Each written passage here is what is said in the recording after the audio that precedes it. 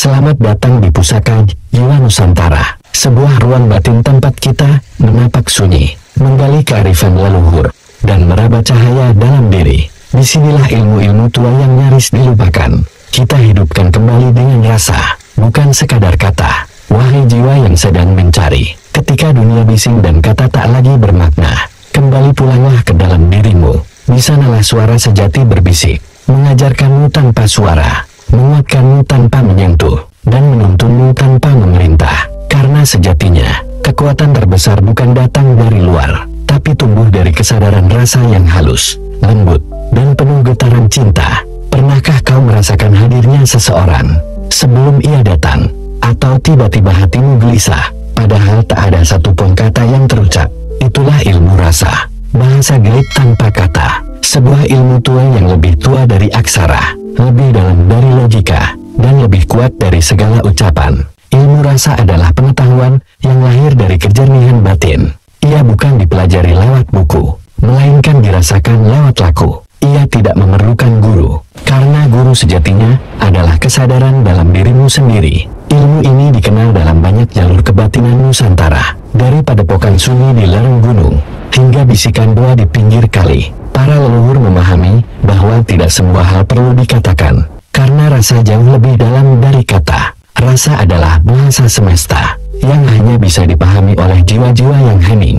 Ilmu rasa tumbuh dari budaya laku tirakat, puasa, semadi, dan membiasakan diri hidup dalam kesunyian. Para leluhur tidak pernah gegabah bicara. Mereka mendidik diri untuk mengasah rasa, sehingga mampu menangkap isyarat semesta. Mereka bisa membaca niat dari gerak angin, mendengar pesan dari bisikan daun, bahkan menyelami isi hati seseorang hanya dengan menatap mata. Karena dalam kebatinan, rasa adalah radar jiwa, yang mampu melampaui ruang dan waktu. Ada rasa getar ketika bahaya mendekat. Ada rasa hangat saat jiwa bertemu yang sefrekuensi. Ada rasa nyeri tanpa sebab ketika orang terdekat sedang sakit. Dan ada pula rasa yang menuntun kita pada arah yang benar, tanpa harus bertanya ke siapapun. Itulah bentuk ilmu rasa. Ia hadir dalam intuisi, perasaan tiba-tiba, dan keyakinan batin, yang muncul tanpa alasan logis. Namun kebenarannya tak terbantahkan. Mengasah ilmu rasa bukan dengan belajar teori, melainkan dengan melatih kepekaan. Kurangi bicara perbanyak diam, kurangi gerak perbanyak hanging, kurangi makan perbanyak puasa, dan kurangi dunia luar, perbanyak mendengar batin. Semakin bening dirimu, semakin halus rasa yang bisa kau tangkap. Latih dirimu membaca keheningan, karena disitulah semua jawaban tersimpan. Ilmu rasa bukan untuk pamer atau sakti, tapi untuk menuntun hidup dengan bijak. Kau akan lebih mudah memahami perasaan orang lain, lebih jernih mengambil keputusan, dan lebih kuat menghadapi cobaan. Karena rasa yang halus akan menjadi perisai dari kesalahan. Ia akan menjadi cahaya yang menerangi jalanmu saat logika buntu dan kata tak mampu lagi menjelaskan. Namun ilmu rasa juga bisa menyesatkan. Jika dipakai dengan niat kotor, ia bisa menjadi tipu daya batin yang membenarkan ego dan hawa nafsu. Maka jaga kesucian hatimu, luruskan niatmu, dan jangan jadikan ilmu rasa sebagai alat untuk mengendalikan orang lain, tapi jadikan ia sebagai jalan untuk mendekat pada sang sumber, Tuhan yang Maha Rasa.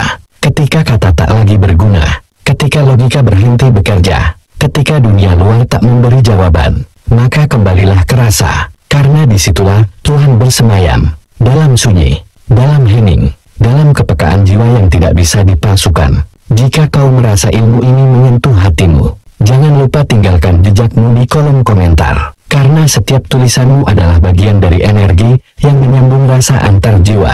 Tekan tombol suka sebagai bentuk rasa terima kasih, dan bagikan video ini kepada mereka yang sedang mencari jalan pulang.